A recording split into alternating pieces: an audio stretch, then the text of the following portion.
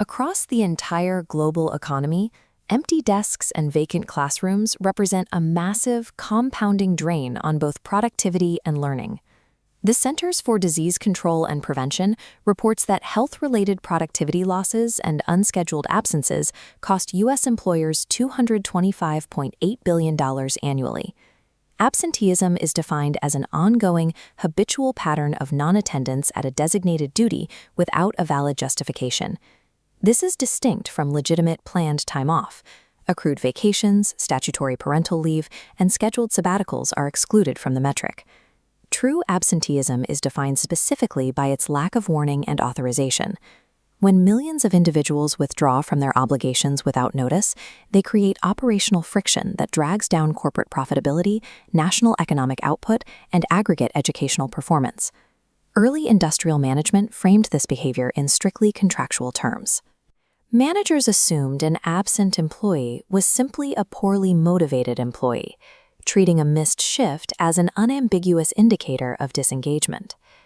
This relies on the turnover fallacy, which assumes quitting and skipping work share identical psychological roots.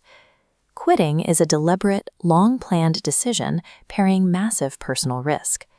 Absenteeism, by contrast, often serves as a spontaneous, lower-risk coping mechanism when an individual experiences acute stress.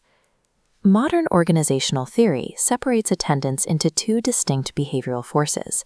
It is a multidimensional diagnostic signal governed by both an individual's desire to be present and the external physical constraints acting upon them. Treating an unexcused absence as an individual character failing ignores the structural realities that determine whether a person can actually reach their desk or classroom. Behavioral research categorizes non-attendance across a strict divide: voluntary versus involuntary absence. Voluntary absenteeism occurs when an individual makes a conscious decision to withhold their attendance, despite being physically and logistically capable of showing up. Involuntary absenteeism happens when external constraints override a person's genuine intention to attend. This interaction is explained by the Steers and Rhodes process model of employee attendance.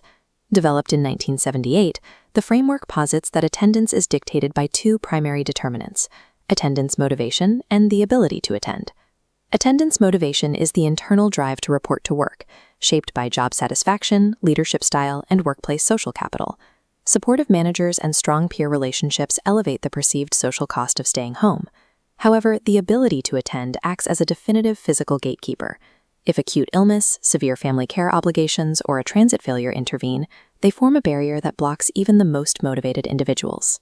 In these cases, high motivation is neutralized by involuntary barriers.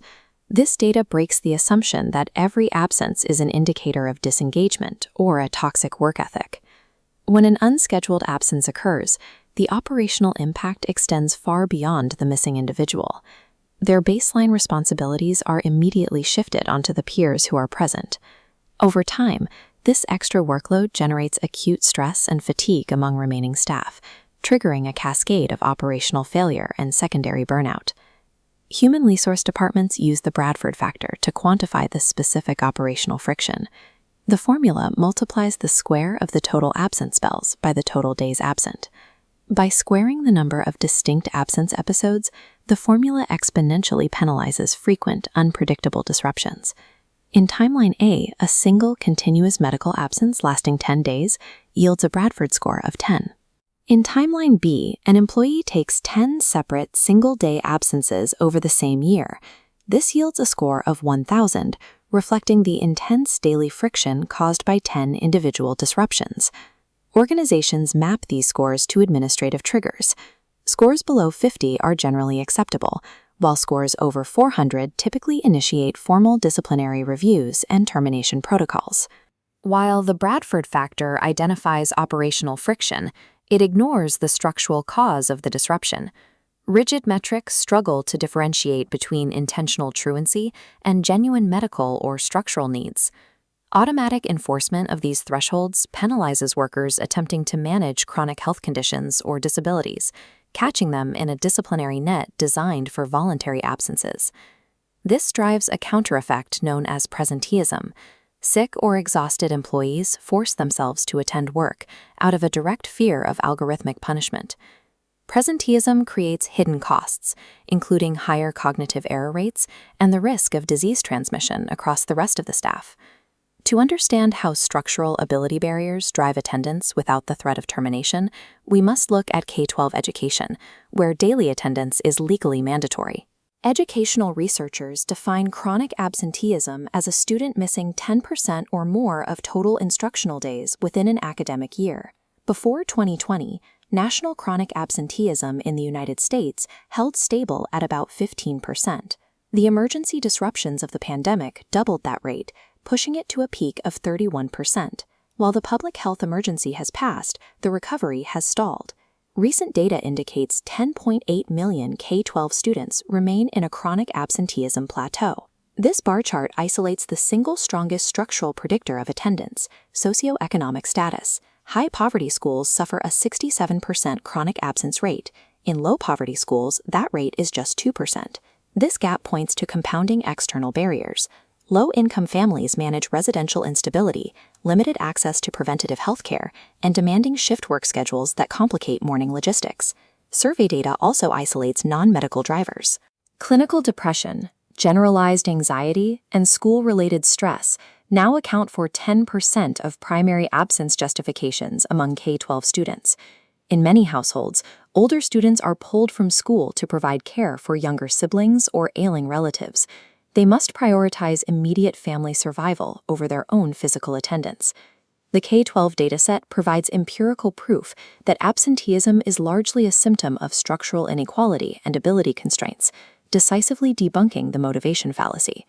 Reversing this crisis requires moving beyond punitive enforcement to establish community-aligned structural support. Educational systems organize these efforts through the multi-tiered system of support for attendance. Tiers 1 and 2 establish universal attendance tracking and targeted outreach for early risk. Tier 3 focuses on intensive case management to solve material barriers keeping chronically absent students home. Programs that execute this strategy see immediate results. Michigan's Pathways to Potential initiative placed human services caseworkers directly inside schools to assist families with transportation, food insecurity, and housing, successfully reducing chronic absence rates. Removing physical and material barriers to attendance is statistically more effective than attempting to manipulate a student's internal motivation. These structural interventions translate directly back to the corporate environment. Managing modern absenteeism requires moving beyond punitive policies to establish holistic support frameworks. Employers enhance the ability to attend by offering flexible working hours, hybrid options, and backup childcare. These policies allow employees to manage sudden domestic disruptions without resorting to unscheduled leave. Comprehensive employee assistance programs and mental health benefits serve a similar function, intercepting occupational burnout before it requires extended medical leave. Whether measured in a corporate headquarters or a public elementary school, widespread absenteeism acts as an early warning indicator of systemic distress. Resilient organizations must evolve past algorithms that merely police absence, building structures that actively support an individual's basic ability to be present.